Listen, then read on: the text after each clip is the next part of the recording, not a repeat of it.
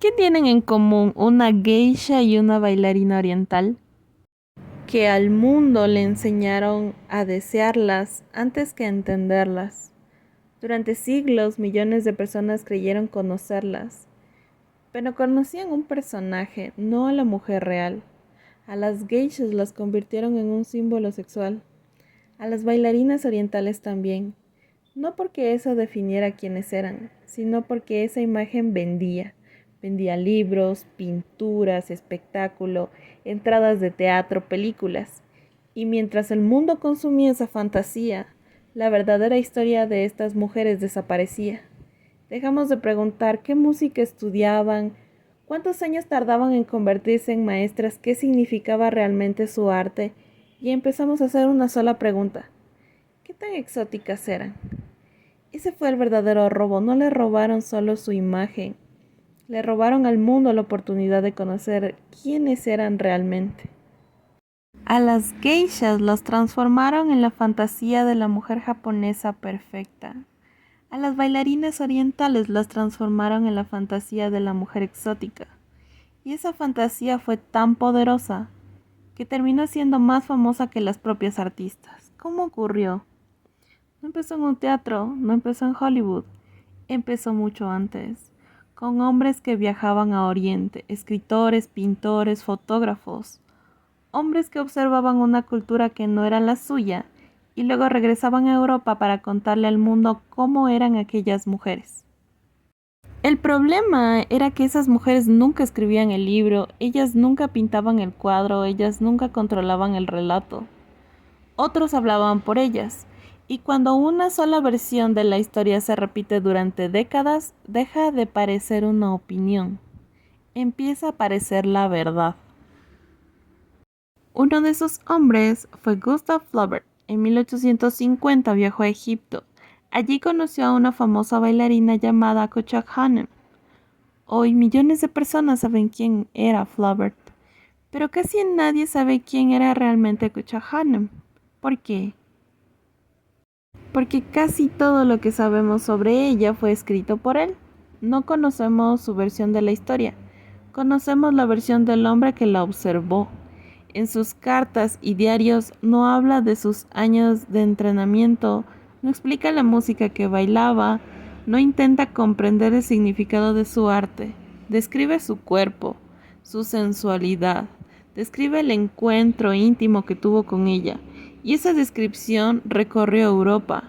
Miles de lectores no conocieron a una bailarina egipcia, conocieron la fantasía de Flaubert sobre una bailarina egipcia, y esa fantasía no se quedó en los libros. Los pintores comenzaron a llenar sus lienzos de odaliscas semidesnudas, reclinadas entre sedas y almohadones. Después llegaron las postales, luego los espectáculos, más tarde el cine y finalmente Hollywood. Poco a poco nació una imagen que parecía auténtica, pero que había sido construida capa por capa.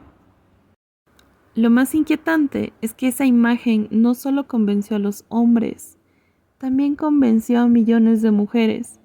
Generaciones enteras crecieron creyendo que esa era la verdadera bailarina oriental. Y aquí aparece la pregunta que me cambió por completo la forma de mirar esta danza.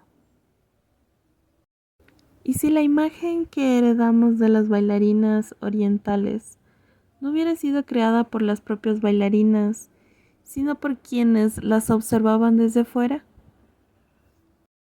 Flaubert no inventó esa imagen él solo. Solo encendió la chispa. Después llegaron los pintores. Una y otra vez aparecía la misma escena. Una mujer recostada, vientre descubierto, rodeada de seda, esperando, siempre esperando. No estaba tocando un instrumento, no estaba enseñando, no estaba creando, no estaba trabajando, solo estaba ahí para ser observada. Y Europa quedó fascinada con esa imagen. El problema es que casi nunca era una escena real. Muchos de esos pintores jamás habían estado en un harem, nunca habían convivido con las mujeres que pintaban. Construían sus cuadros mezclando imaginación, relatos de viajeros y fantasías. Y sin embargo, esos cuadros terminaron diciéndole al mundo cómo eran las mujeres de Oriente. Después llegó la fotografía, Y luego ocurrió algo todavía más peligroso, la cámara. Porque una pintura puede parecer una fantasía, pero una fotografía parece una prueba. Y cuando el cine apareció, la ilusión quedó completa. Hollywood tomó esa misma mujer imaginaria y la convirtió en un personaje que todos reconocemos. La bailarina que aparece unos minutos en pantalla cubierta de monedas, moviéndose para entretener a un rey, a un sultán, a un hombre poderoso. Casi nunca tiene nombre, casi nunca tiene historia. Su única función es decorar la escena. ¿Y si las propias bailarinas egipcias tuvieron que empezar a parecerse al personaje que Occidente había inventado sobre ellas? Al principio pensé que era imposible. ¿Cómo iba una fantasía a cambiar la realidad? Pero entonces apareció un dato que me dejó helada. Mientras Europa pintaba a la bailarina oriental, entre comillas, Egipto empezó a recibir turistas europeos. Y esos turistas no llegaban con la mente en blanco, llegaban buscando a la mujer que ya habían visto en los cuadros, la que habían leído en las novelas, la que habían imaginado durante años. No viajaban para descubrir Oriente, viajaban para confirmar una fantasía. Y cuando millones de personas esperan encontrar el mismo personaje, la realidad empieza a sentir la presión de parecerse a él. Imagina que toda tu vida el mundo dijera que las mujeres de tu país visten de una determinada manera, que hablan de una determinada manera, que bailan de una determinada manera. Y un día descubres que los extranjeros solo pagan por ver esa versión de ti. ¿Qué harías? ¿Les explicarías pacientemente que están equivocados? ¿O adaptarías el espectáculo a lo que esperan encontrar? No porque sea tu identidad, sino porque de eso depende tu trabajo. No basta con preguntar quién creó el personaje. Hay otra pregunta. ¿Qué ocurre cuando un personaje inventado empieza a generar dinero? Porque entonces deja de ser una fantasía. Se convierte en un negocio. Los teatros venden esa imagen, los empresarios venden esa imagen, el cine vende esa imagen, el turismo vende esa imagen y poco a poco el personaje empieza a competir con la persona real. No porque la persona desaparezca, sino porque el personaje vende más entradas. Y fue entonces cuando entendí que esta historia nunca trató solo de danza, trató de poder. Del poder de decidir qué imagen de una cultura merece ser vista y cuál puede ser olvidada. Quizá por eso, cuando hoy pensamos en una bailarina oriental, casi todos imaginamos lo mismo, el mismo traje, las mismas joyas, la misma sonrisa, el mismo misterio, como si existiera una única manera de ser bailarina. Pero la historia nos dice otra cosa, nos dice que esa imagen no cayó del cielo, fue construida, fue repetida, fue vendida y con el tiempo terminó pareciendo inevitable. Durante años pensé que estaba aprendiendo la historia de la danza oriental, pero ¿y si lo que realmente estaba aprendiendo era la historia de cómo Occidente decidió mirar la danza oriental? Porque hay una enorme diferencia entre esas dos cosas. La una cuenta la historia de un arte y la otra la historia de una fantasía. Y quizá ese sea el mayor triunfo del orientalismo. No convencernos de una mentira, eso habría sido demasiado fácil. Nos convenció de que esa fantasía era la realidad, tan lentamente, tan perfectamente, que dejamos de notar la diferencia. Hoy millones de mujeres en todo el mundo aman esta danza. Compran los mismos trajes, repiten las mismas fotografías, imitan las mismas poses. Buscan parecerse a la imagen que aprendieron a admirar. Pero casi nadie se detiene a hacer una pregunta. ¿Quién decidió que una bailarina oriental debía verse así? ¿Las propias bailarinas o quienes las observaban desde lejos? Porque si la respuesta es la segunda, entonces la historia que nos contaron nunca trató únicamente de danza, trató de poder.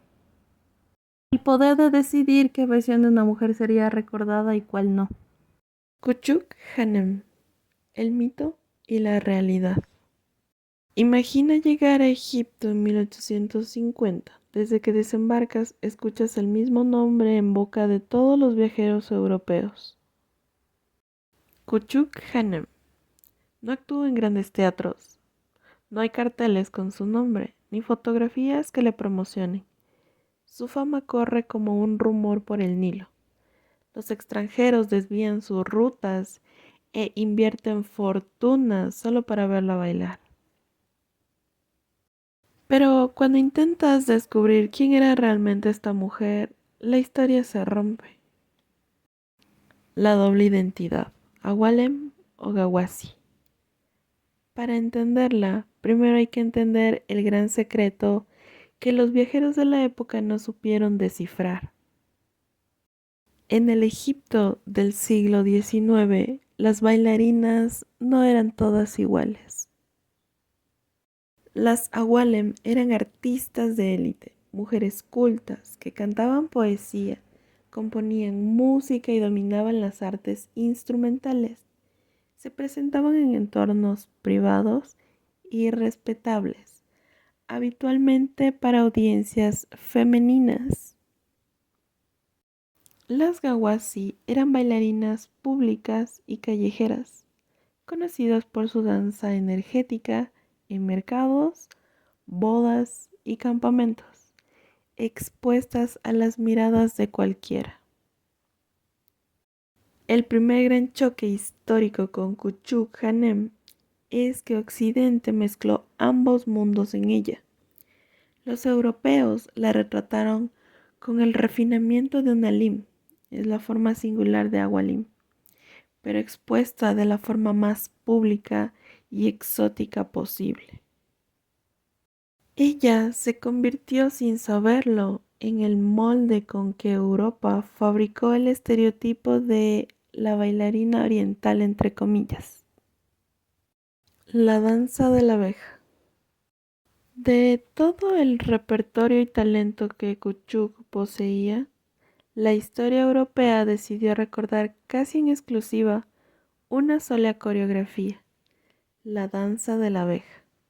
Era una representación donde la bailarina gesticulaba y fingía que un insecto se había colado entre sus ropas, lo que justificaba ir desprendiéndose de sus velos y vestidos de forma dramática y sensual.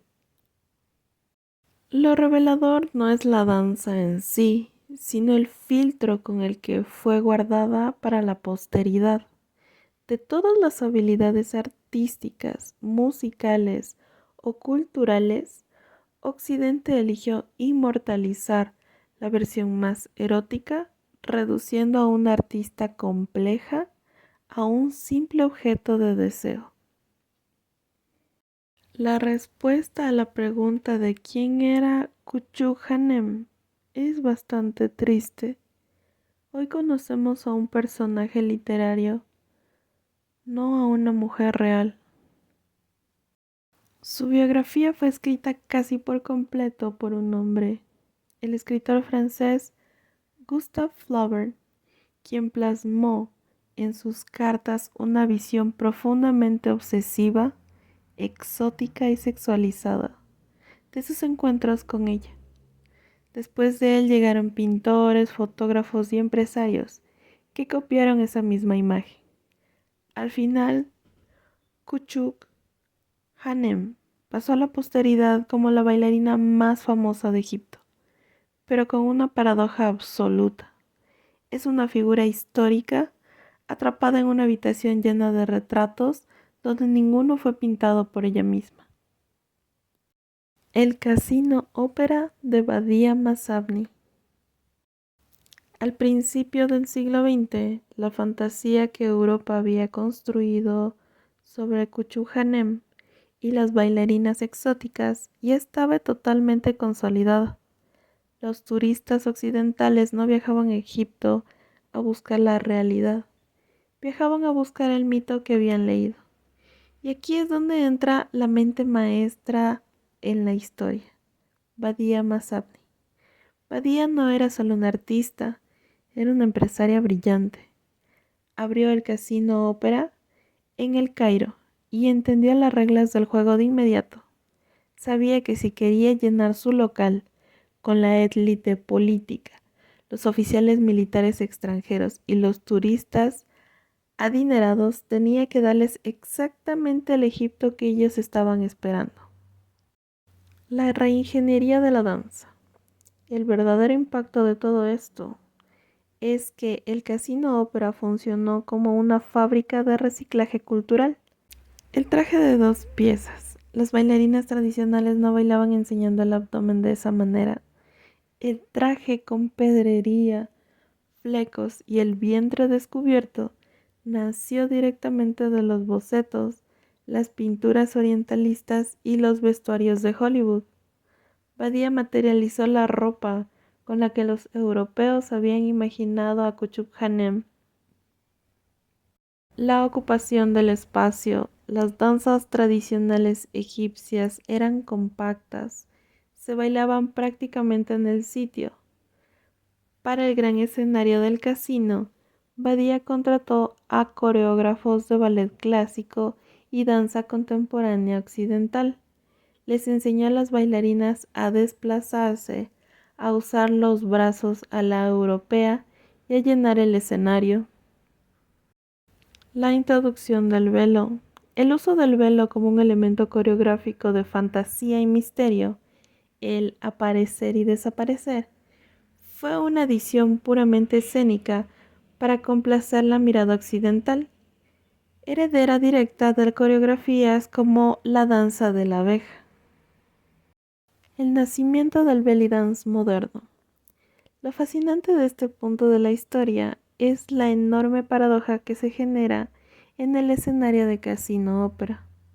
Mujeres que se convirtieron en leyendas absolutas de la danza oriental, como Sabia Gamal o Tajia Carioca, se formaron bajo esta estricta escuela.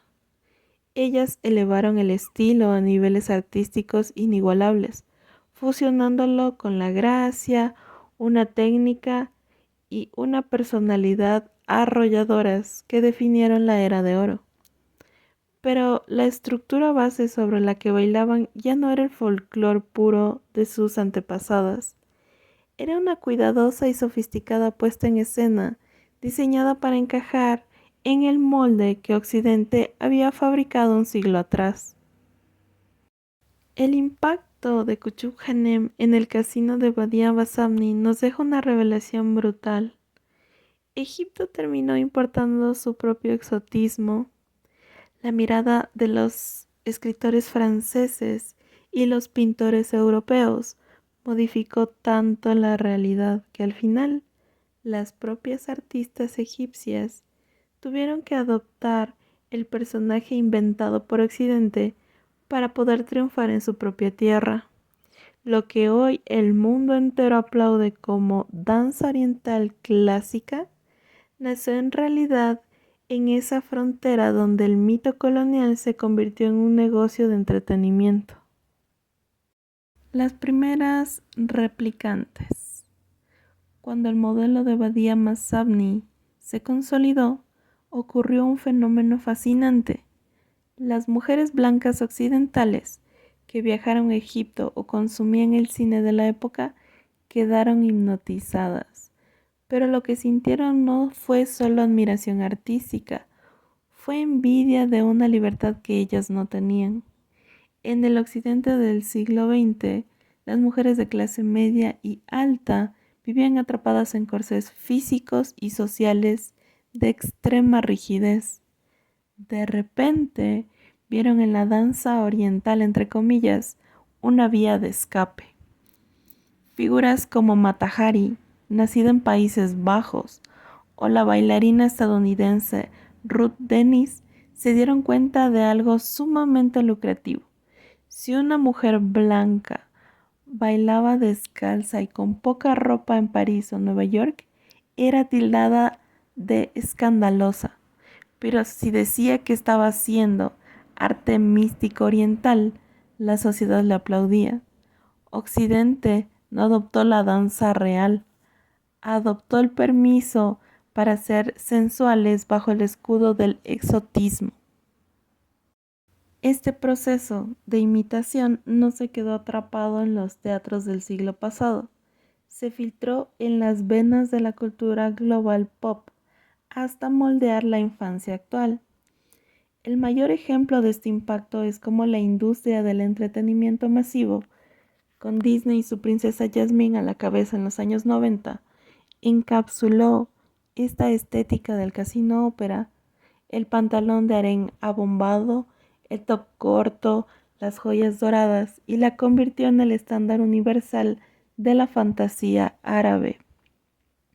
Hoy en día, miles de niñas en todo el mundo se visten así cada Halloween o en festividades escolares. Lo impactante es que ni las niñas, ni los padres, ni los diseñadores de los disfraces sospechan que esa ropa no tiene nada que ver con la vestimenta histórica de Medio Oriente. Es literalmente la réplica en miniatura del vestuario que coreógrafos de ballet europeo diseñaron para el público colonial en los años 30. El boom del belly dance occidental. En las mujeres adultas de hoy, el impacto se manifiesta en un fenómeno masivo. Las escuelas de belly dance o danza del vientre en Europa y América. El perfil es muy claro. Mujeres occidentales que buscan en esta danza una reconexión con su cuerpo, su autoestima y su feminidad. Es un espacio terapéutico y artístico maravilloso. Sin embargo, la contradicción histórica sigue latiendo en el fondo de las aulas. La estética inolvidable.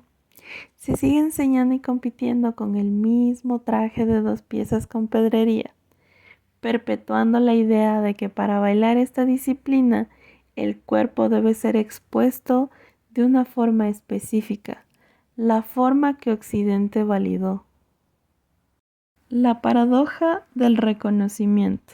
A menudo, las bailarinas occidentales que viajan a competir o a enseñar a Egipto son más celebradas económicamente y tienen más plataformas que las propias bailarinas locales contemporáneas, quienes hoy en día se enfrentan a un estigma social y religioso durísimo en su propio país. La voz de Farida Fahmy. Justo cuando la distorsión parecía total y el molde occidental amenazaba con tragarse la identidad de la danza, surge una figura dispuesta a romper el espejo: Farida Fahmy. Si Badia Masabni creó la fábrica del espectáculo, Farida Fahmy se convirtió en la científica, la académica y la defensora de la verdad. Como cofundadora de la legendaria compañía Reda Troupe en los años 50, Farida no solo bailó, investigó, y su veredicto fue una advertencia implacable para el mundo. Lo que Occidente llama danza del vientre es una caricatura. Hemos permitido que traduzcan nuestra cultura a través del filtro del deseo. Farida Fahmy advirtió que el abrazar el traje de pedrería de Hollywood y los movimientos exagerados para complacer la mirada extranjera estaba borrando la verdadera matriz de la danza, un arte de comunidad, de elegancia digna, de peso corporal conectado a la tierra y de una profunda sofisticación musical que nada tenía que ver con el striptease exótico inventado por Flaubert. Hoy en día, el circuito internacional del belly dance mueve millones de dólares. Festivales en Europa, Asia y América atraen a miles de mujeres que pagan fortunas por talleres, trajes y certificaciones. Aquí es donde la advertencia de Farida Fahmy se vuelve casi profética.